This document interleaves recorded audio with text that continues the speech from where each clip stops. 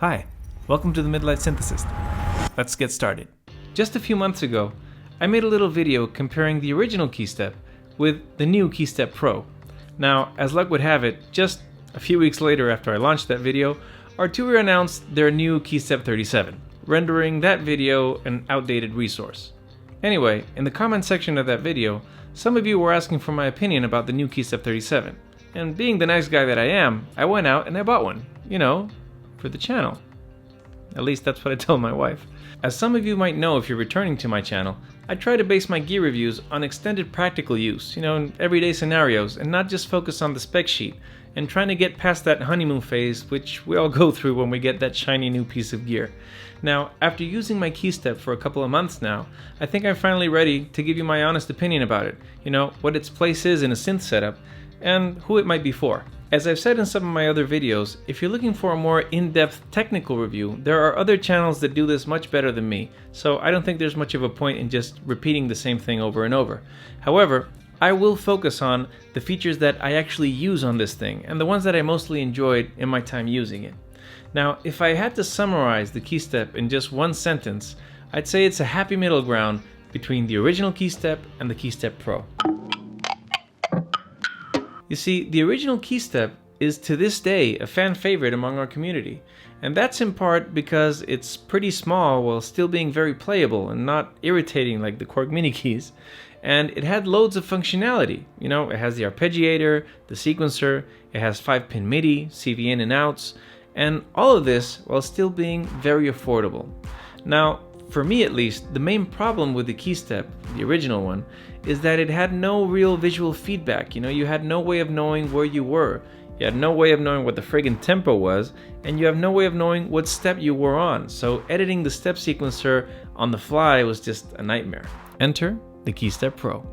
Now, this baby had everything you ever needed, everything you ever wanted, and just so much more. Want better visual feedback? Sure. How about some LED screens and blinking lights on top of each one of your keys so you know exactly what's going on all the time? Want better sequencer capabilities? No problem. How about 4 tracks with an Elektron style sequencer, scenes and a looper, and even a dedicated drum track? The list went on and on.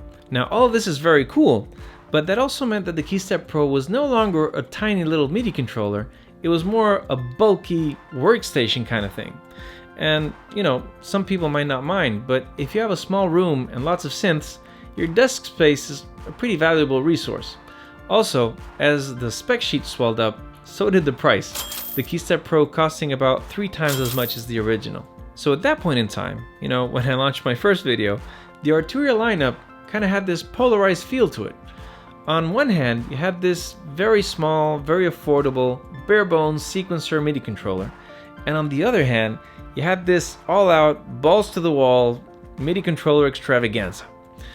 But what about the middle ground?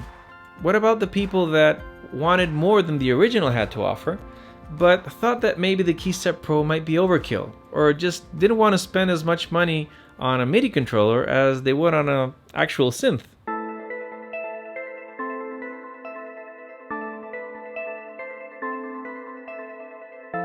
Well, for all those people, I am very happy to report that 37 is the magic number.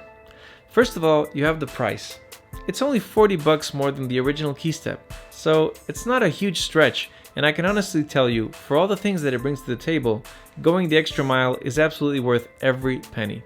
Second of all, you have the keyboard, the 3-octave keyboard. If you saw my video on the original Keystep versus the Pro, you might remember me saying that I never felt that limited when I was playing on the original Keystep by the range of octaves that it had. However, when I went to the Pro, I felt I really couldn't go back to the original Keystep. Well, thankfully, now I don't have to. The thing is, the Keystep 37 is as long as the Keystep Pro, but it's much thinner, like the original Keystep. So while you get that huge range, you don't have the problem of it eating so much of your desk space. But then, however, you have what is, at least to me, the deciding factor on why you should take the 37 over the original every time. And that, my friends, is visual feedback. You see, they took some of the ideas that they had on the Pro and sprinkled them on top of this new 37, and mainly what you get is the LED screen, which tells you what the hell tempo you're on, and what step you're on, as well as the little blinking lights on top of each one of the keys. So you actually know where you're standing every time you're playing with this thing, and it really is that big of a deal. Now, of course, this review would not be complete if we didn't talk a second about the 4 new knobs that the Keystep 37 has. Now, a lot has been said about the ability of mapping CC parameters to these 4 knobs in a few different banks, and even if this is a pretty good functionality, I find myself not using it that much, as I have other machines that do a better job about this.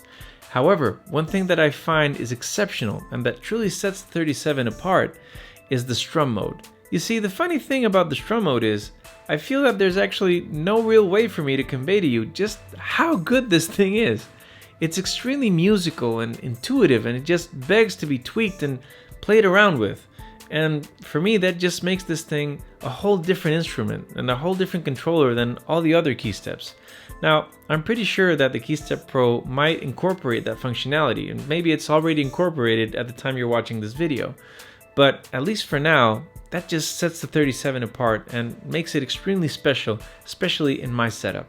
Now, as a completely personal side note, one thing that I really appreciate on the Keystep 37 as a live performer and a live looper is having the 16 channels quickly accessed and now with blinking lights like the Keystep Pro, but printed on the faceplate like on the original Keystep.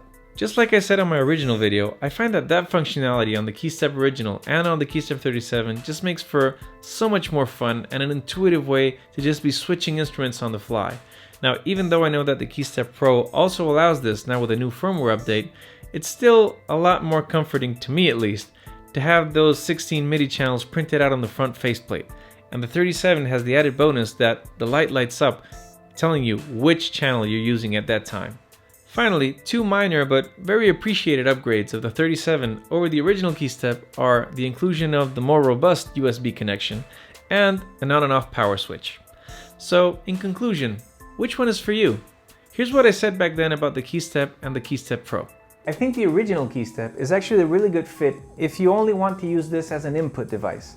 By that I mean if you have a Deluge, an Elektron box, an MPC, anything that can really sequence and has a built-in robust sequencer, but you just need to get those notes in, the Keystep Original is a great choice for that. I think the Keystep Pro is for someone who needs a brain on their hardware setup, be it modular or semi-modular or whatever. If you need something to sequence your gear and you don't have that much gear, then this thing is an awesome choice. It's extremely deep and fun to use, and what's more, it's really intuitive to use. So if you have a medium to small size rig, I say go for the Keystep Pro. This can easily be the brains of the operation. So where does the 37 fit in? You see, unfortunately, even though the original Keystep is still pretty good for the price, it just doesn't make as much sense now that the 37 came out. Unless you really need that small form factor, and unless you really can't bring yourself to pay that extra 40 bucks, the 37 is just much better.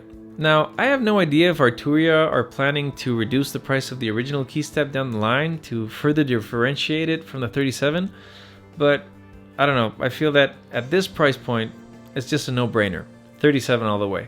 To me at least, the Keystep 37 is for anyone looking for a performance-oriented MIDI controller to hook up to multiple synths, who could benefit from a sequencer and arpeggiator, but doesn't necessarily need it to be the main brain or the centerpiece of the setup. If you already own an Elektron box, an MPC or a Machina, look no further. This thing is a songwriter's dream, and the strum mode alone is worth the price of admission, and this will give you creativity and just hours of joy on end. I give it my highest rating yet, and this is the one that I'm keeping in my studio. I hope you found this video useful, or at least entertaining. I hope to see you in the next one.